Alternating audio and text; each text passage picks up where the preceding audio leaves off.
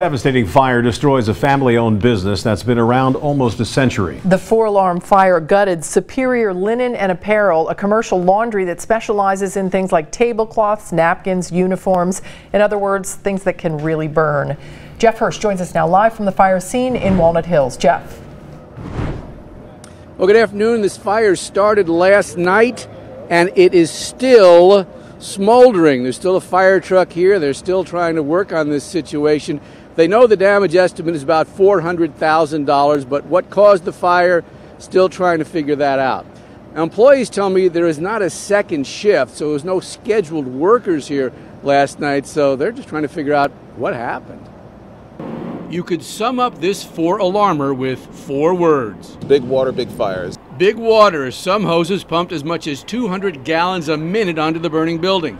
Big fire. So big that part of the roof collapsed. So big that instead of aggressively attacking the fire from inside the structure, this was a defensive approach, applying water from a safe distance away. So it takes a little while longer because we don't have direct access to the seat of the fire, but that's what you see now. A number of the tactics related to that are using larger hose lines, the 2.5-inch lines operating, aerial lines operating, and to knock the fire down to the extent that we can in the building. The fire started around 10 p.m. This morning, 12 hours later, crews were still battling hot spots, and it was now possible to see what kept firefighters outside last night, a smoldering ruin with much of the roof now on the floor. About 70 people worked here at the plant and driving delivery trucks.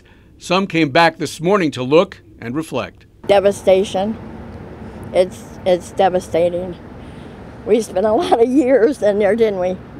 Yeah. And it's gone. This is the second huge fire for Superior Linen. In 1960, their building in a different part of town was gutted, so they moved to the current location. It looked good for the future. They were even looking to add workers. Now, uncertainty. So you don't know at this point if you have a job, right? True. We have a job. We just can't go to it. I did talk to an official with the company. They said they do have insurance, but at this point, they're still trying to figure out, still, I assume, in somewhat of a state of shock, what do they do next?